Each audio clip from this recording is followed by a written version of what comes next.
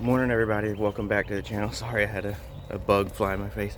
I'm just gonna do a quick update. I figured I should use the selfie stick that I have so that I can film different angles and everything. um, I'm gonna show you something that I'm getting the tool out here. I'm not gonna show you my combination, not that it would matter, but I'm going to show you something that I've been doing here lately. Talk about some seeds that I've planted as it's time to start planting, because our frost date is past. That doesn't mean that we won't get some cold weather. It just means that we shouldn't, I should say, we shouldn't have another freeze. And I hope that I'm right, because if we do have another freeze, then I'm going to lose a lot of stuff. But let me show you out here what I've done. Around here we get these things called dewberries, and they basically are like wild blackberries. I've talked about them in videos before, but they grow wild out here. And what I've done, because I wanted to get some berries, and if you my in-laws have done this. They've actually taken some, replanted them, and cultivated them, and they actually are getting berries, and it's more prolific. So that's what I've done here. Hopefully you can see that.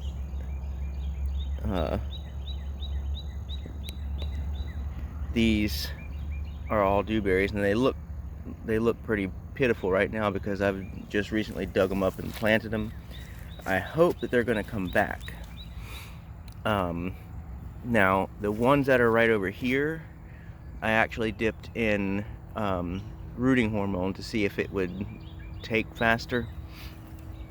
The ones over here, I didn't do that. My only problem with them, and you can see I'm trying to mulch with them some, because anytime you see them out in the wild, they're usually under a bunch of leaf litter. But my concern is, whenever I'm trying to dig them up and put them to transplant them, I can never get the entire root. So I always end up breaking the root at some point, and I hope that doesn't kill them. So I didn't think about this the first time around. The second time around, I did dip the roots that are on there, dip them in rooting hormone. That way maybe they'll start to regrow faster. So I'll probably be putting more in here as I go along. But this was the old keyhole garden that I had built with these cinder blocks. So what I've done is, you can see here, I've cleared out. There used to be it used to look like that, and now I've cleared it out to look like that. And then, I'm gonna keep mulching over the top of it. And a lot of it, I have taken this same stuff right here that I'm tearing out, and I have just mulched with it, because it's all been killed by the frost that we had, the two freezes that we had. So I'm just coming in here, and a lot of this was old. I mean, there was some grass and stuff like that, but a lot of it was Spanish needles. Those thicker stems there, that's all Spanish needles. And you can mulch with stuff like that. It just takes longer to break down. I'm doing this one-handed. I really need some sort of way to mount this camera so you can see me working better. But this is what I've been doing. I need to water these. And I'll, when I use the liquid fertilizer, I'll use it on this too to help them along. Because that's what my in-laws have done, is they've fertilized them and kept them better watered, so they actually get a bunch of berries. And theirs, they told me that they're going to have to actually go in there and kind of clean them up because they've just gotten so big that they're kind of taking over. And that's what they will do. They will get very big. Look at this whole plant coming up right here. But I'd rather leave the roots in the ground if I could. Accidentally hit that cinder block over there with the lawnmower, so I'm gonna have to readjust it. But if you have a sharp blade like this here, have a sharp tool, you can see where I've kind of sharpened it. If you sharpen your tools, it's amazing how much better they work. I never thought about that until I read some stuff by David the Good, and I read some stuff by Steve Solomon, and they both talked about sharpening your utensils, your hoes, your shovels, stuff like that. It makes a world of difference. Now, this stuff right here, you can see this stuff. I hate this stuff. I don't know what kind of grass it is. I mean, it's got these little pretty purple spots on them, but you can see that it spreads by, like, there's the root right there. It's like a rhizome looking thing, but it spreads by these like runners, and it gets everywhere.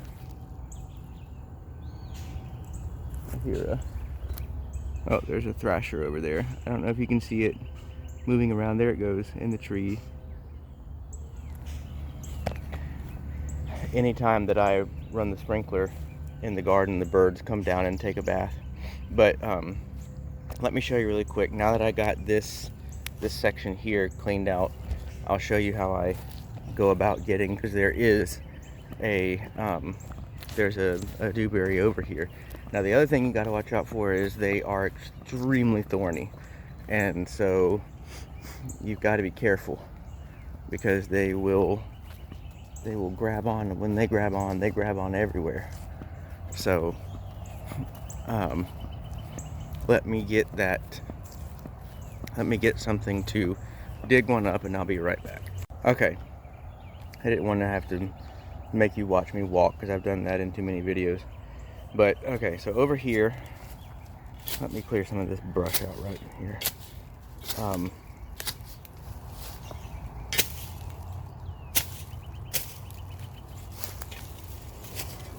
show you one right here. Right there, you can see that bush right there, that little, they're always kind of straggly looking, but you see all the thorns. That's what that's what I am digging up. And let me try to set this up to where you can see, so you can see it. And then this is the rooting powder that I'm going to use to try to help it along, try to help it,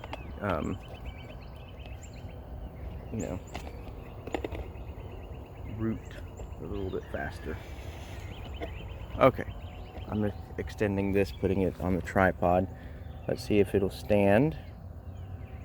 I think it will. So, okay. So, right here is what I'm trying to dig up. So I'm just gonna dig around it.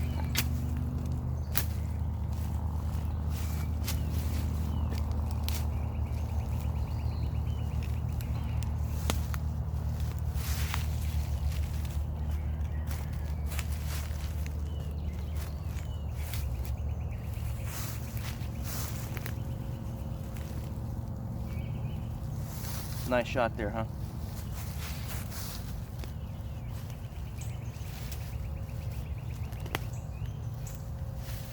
I think I may have gotten it.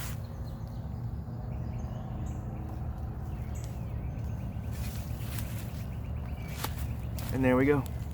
just like that. There's the tap root, but see, I don't know if I got it all, but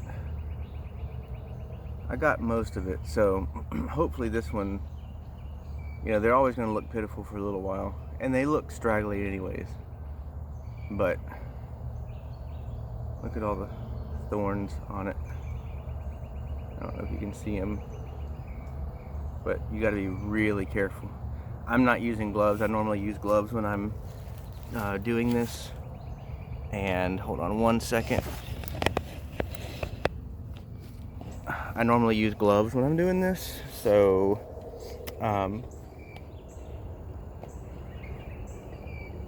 but even with gloves, these thorns are serious, and they will come right through depending on what kind of gloves you're using.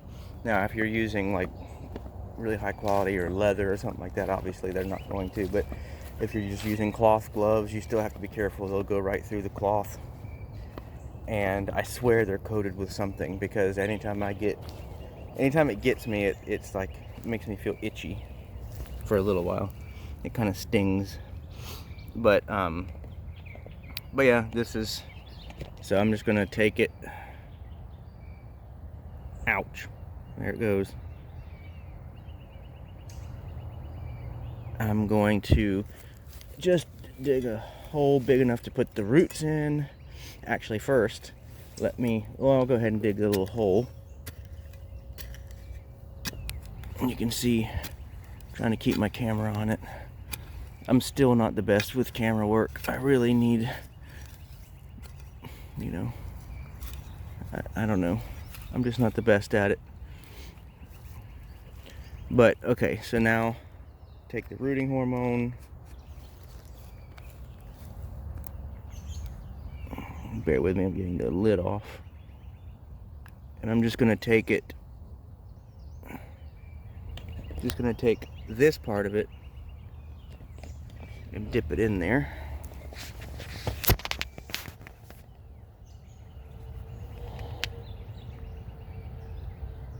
So that it'll hopefully it will encourage it to start rooting again. I'm going to close this up so it doesn't spill.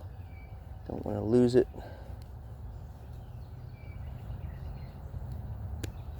So there's that. You can see just on the end there. And then we'll put it in here. Let's see if I can stand this up again. I'm trying to be better about, like, not just doing videos of me wandering around, because people don't want to see that.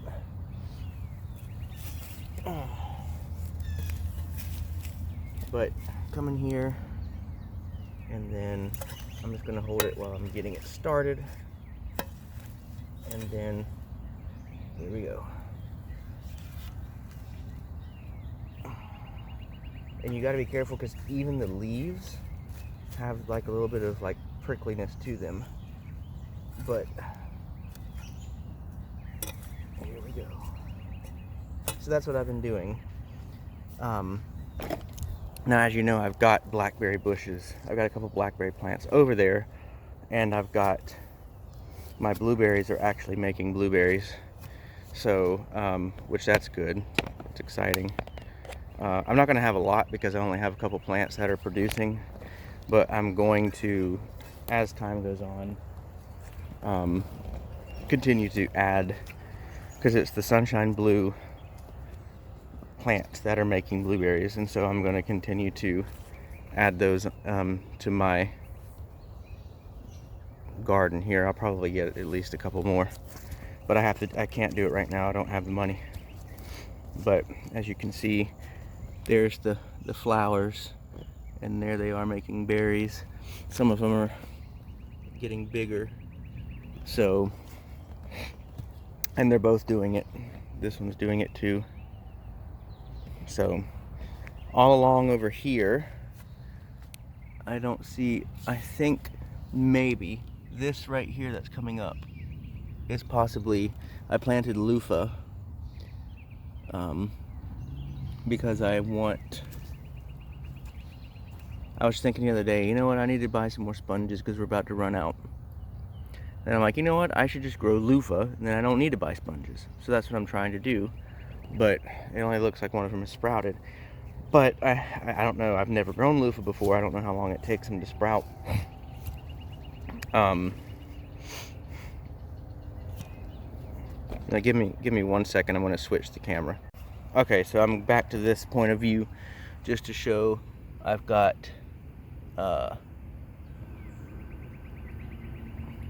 okra coming up. There's one coming up right there. I planted some burgundy okra. There's one coming up right here and over there. I planted 12 plants. So burgundy okra doesn't have as high of a germination rate as like Clemson spineless. There's one there, and there's one there, and there's my turnips are starting to look really good. But I've found that burgundy okra is a lot hardier than Clemson spineless when it comes to pests. Clemson spineless, I've gotten, there's one. Well, that might not be one right there. I don't know what that is actually, but I've found that Clemson spineless is just the ants take it over, and I didn't have that problem with burgundy okra. So I'm going to try to stick with burgundy okra for now, anyways. But yeah, and then I got to come in here and plant some stuff. Over in that row, I planted some Cuban pumpkin that a friend of mine gave me some seeds for.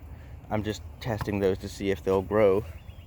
The calabaza is what you'd see them as. See, I've put all these dead oak leaves that have been falling and have fallen. I'm starting to scoop them up and put them in here. And my blackberry plants, I don't know, that one looks dead, completely dead, but I'm just leaving them for now. I planted back in here, I don't know if any of them have sprouted yet. I planted some cucamelon, but I'm trying to keep, because I'm trying for that grocery row style garden that David the Good does, I'm trying to keep the mulch going in here.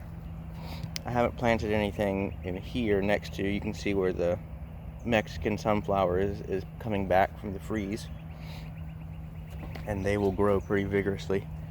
The rutabaga is growing, but rutabaga doesn't care about freeze. And then over here I stuck some just to see if they'll do anything. I planted 3 actually. Spaghetti squash. I don't think they've sprouted yet. I feel like this has just gotten really dry out here, but we haven't had rain in a couple weeks anyways.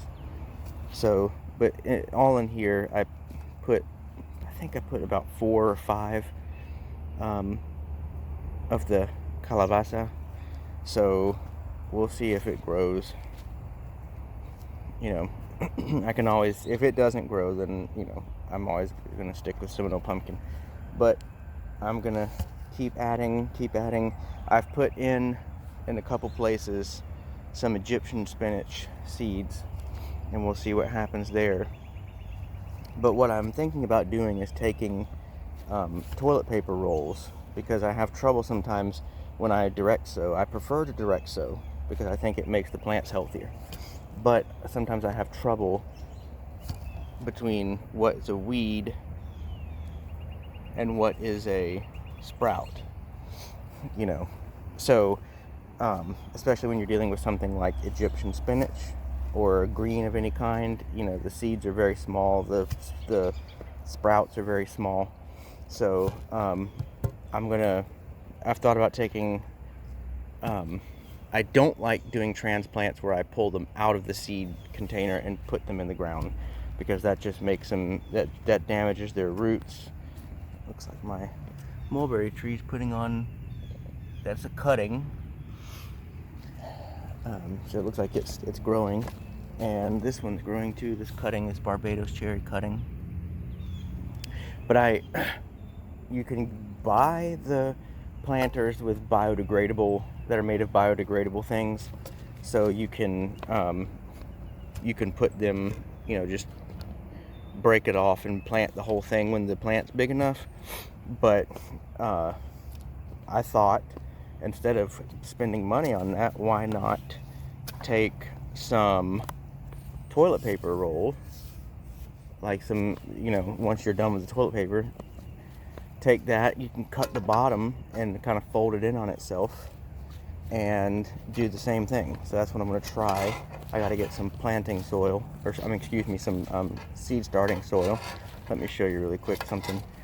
There's another dewberry plant right in there, but you see how this is all covered with this leaf litter? That's what I'm intending on doing with the ones that I'm transplanting, to make it more like their natural habitat. And leaf litter, is good for the soil. So, but yeah. So that's. I think I'm going to try that with some things to see if it, that way I can see. I know that's a seedling. I know where I put it, and then I can, basically start mulching around it. As soon as I put it in, because you can't mulch like when you plant seeds. You can't cover them with mulch because they might not be able to come up if you do that. So we'll see how that goes. This guy's doing good. I can see a new leaf about to pop out. So I trimmed him up some. He's still got some dead leaves, but I trimmed him up some. And that's the good thing about bananas. They make their own mulch. But he survived the winter Armageddon that we had here in Florida, because that we think it's Armageddon. Anyways, that's all I'm going to do for now. So but yeah, hopefully, if you have a garden in Florida and you have those dewberries, which they grow really anywhere in Florida, then you can do the same thing. You can try to dig them up and cultivate them, and it does work. I haven't been successful yet, but I know it works because I see, my in-laws have really good luck with it. So, and then you can have berries, and they're small. I mean, when you take care of them, they'll be bigger, but they're small, but they taste a lot like blackberries. So you can basically have wild blackberries, and it's a lot easier to I'm just checking to see if any of the ginger has popped back up. But you can have basically blackberries that aren't as difficult to get to grow. Not that blackberries are difficult, but these are even easier because they're native. So anyways, thanks for watching, and I'll be back next week. Have a good week.